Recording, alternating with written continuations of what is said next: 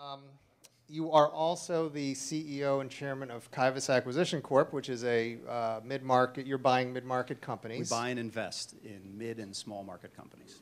Excellent. And prior to that, David was a founder, CEO of Infonic Simplexity, which he then took public in an IPO. I believe Mark Levine was an investor, Core Capital. One of our first, in fact, along with There we April. go. Young. And April Young, too. So everything's coming full circle here. April loves her Infonic fur coat. That's what she calls it. Right. I missed the I'm not touching that one. You have an Infonic fur coat too, don't you, Mark? I missed the Infonic suite at the Verizon Center. Can you get that back, please? Yeah, exactly. And then you're involved with Endeavor DC, which Michael Goldstein is, and we want to hear all about that as well. And Yeah. David was, he's an Ernst & Young, Greater Washington E&Y Entrepreneur of the Year for communications. He sits on the board of directors of Faster Cures, of the Milken Institute, Endeavor DC, the Greater Washington Sports Alliance, and the board of trustees for Washington and Jefferson College, which is your alma mater. It is. And you also sit on the board of directors of the U.S. Chamber. How do they like you, by the way? Well, during I was meetings? the Democrat on the chamber board for many years. I'm actually now board member emeritus. But it's a great organization, but not a democratic one, to say the least. Right. Well, they're into democracy, but not. Yeah, exactly. Not my side of the aisle.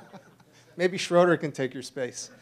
Talk about Excel. What do you guys do? Who are your customers? How have you grown so fast? I mean, it came out of nowhere almost, right? Well, we have grown the business very, very rapidly.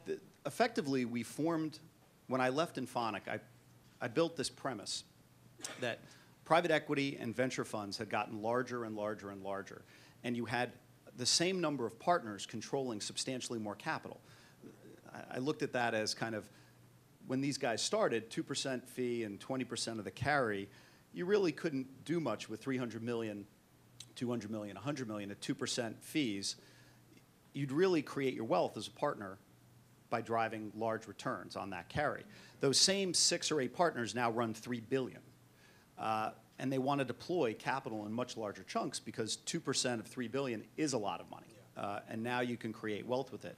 So I came up with this premise, which at the time seemed odd, now it seems very natural, that large companies would have substantially more access to capital than small companies. And small companies were going to get starved because as the investment vehicles got larger and larger and larger, you had fewer people looking at the smaller deals. So we came up with this premise. We were going to buy a few small to mid-sized companies, being 5 million to 15 million a year in revenues, in the internet marketing space, and we were going to consolidate them for scale. The original concept was let's arbitrage the multiple differential between buying small companies and selling a large one. What we didn't count on along the way was we were going to be so good at integrating and growing them. So we've grown the business. It didn't exist in 2007. We did our first deal in 2008. We'll do about 120 million in sales this year. We've got a 20% operating margin plus. How many companies comprise that, or acquisitions? We've bought 3 companies, no greater than $15 million. So we've done, I think, an efficient and effective job at growing these companies post-acquisition. So you tripled revenues, essentially. Well, right? not overnight. Right. But our average growth rate is 106% on the top line and 244% on the bottom line within 6 months of closing a transaction. But we cheat. We don't buy companies we don't think we can double, right? So we look at a lot of deals and we do a lot of different things. What we really are is a database marketing and analytics business. We have 124 million people in our database. We do operate on 3 continents, but we are really a U.S.-oriented company. About 80% of our revenues are U.S.-based, 20% are international, the bulk of which come from the U.K. And Europe. And we build data clusters that allow advertisers to get access to the subset inside of that 124 million people that they want to talk to. And then we, through either email or social media or search marketing or call center management, help them to get to those customers. And that's really what XL Marketing Corp does.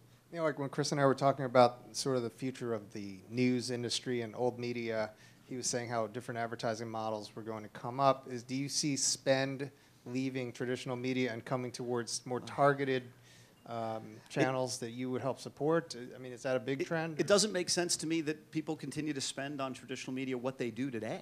I mean, if you look at the metrics behind a TV spend or a print spend or even an outdoor advertising spend versus an internet campaign, it just makes no sense whatsoever. I mean, if you're in marketing, you are, by virtue of the fact you're in marketing, metrics oriented. That is the key to success in marketing. And if you're going to do that, you want to be in the most metrics rich environment you can possibly be in. That traditionally is not television. Now, there's some guys trying to change that. There are organizations and great businesses that we've looked at that do media buying that can get very metrics intense based on individual 1-800 numbers and websites set up by commercial, by time of the day, how that media runs and how it's tracked. But that's not where most of the market is. You know, and it's moving. I mean, digital marketing and digital media continue to be the fastest growing segment of any marketing space. I think that's going to continue for the foreseeable future. Do you see